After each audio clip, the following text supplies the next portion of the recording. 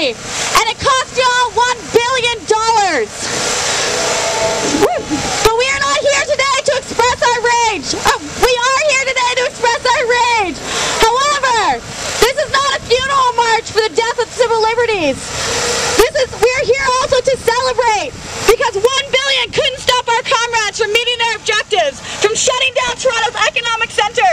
Windows were not smashed necessarily. Our enemy was hit where it hurts, through economic disruption. So we're here in solidarity. Woo!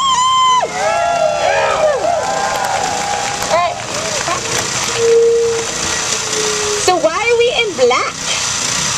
Okay, everybody, we're here because the state is afraid.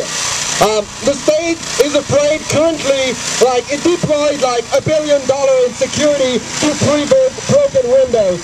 I don't think that it deployed $1 billion in security to prevent broken windows. What the state is afraid of is groups that are organizing in small, slow cells. The state is afraid of organization in general. They're afraid, you know, that the activity groups that were formed for a demonstration in Toronto turn into groups that would take more radical action, you know, every day, everywhere, all over the place. They are afraid, and that's why there are so much pressure over the black bloc. There is so much pressure, there is so much repression and infiltration that is going on. This is why the anti-globalization protest at the beginning of the 21st century got so much repression.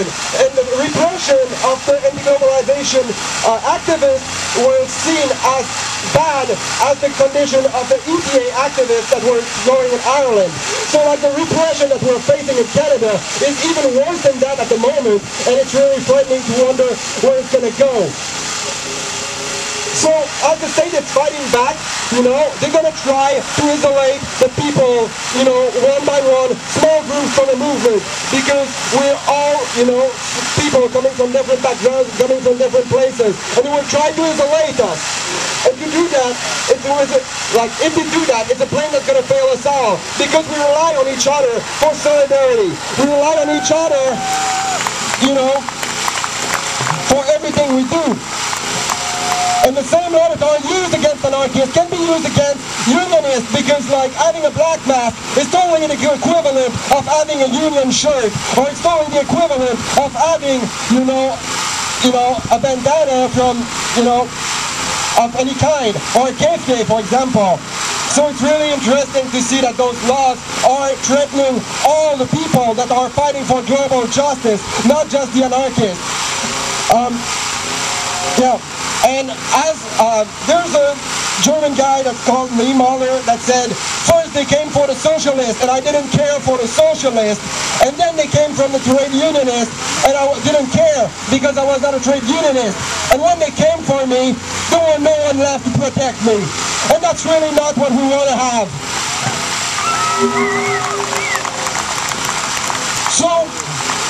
So it's like the idea of we are all a black bloc came from the student movement in '68 in France. In Paris, there were the student movement, and they had this guy that was an anarchist organizing around, that was Daniel Cohn-Bendit, and he was an organizer that just went to Berlin for a couple of days, and when he came back, he was denied entry because he was basically a German Jew. So like the youth in the street in Paris started singing, "We're all German Jews." So I really feel that we should do the same thing and support the black bloc, because our enemy, when they will finish dealing with the black bloc, they will start hitting on the unionists, they will start hitting on the feminists, they will start hitting on the queers, and we don't want to be left alone like the guy in the 9-mile fireball. So I can tell you two things. First off, there were revolutionary violence in the streets of Toronto. There were anarchists that attacked bank in Toronto. And for the moment, the state is trying to delegitimize, the people that done so, and they're trying to criticize that. And it's really, dangerous to let them do that. And one thing that is really threatening at the moment is that once again, the people that we thought were our allies, in fighting against capitalism are turning our back against us. A lot of the progressive media are saying that the violence was done by police infiltrators. However, there is no proof of that, and once again, like the political left during the Summit of Americas in 2001 was just saying that, you know, the people that were doing violence on the street were just a bunch of young vandals. And the political left had an advantage over doing that because, like, they could be the only voice of the left at the moment.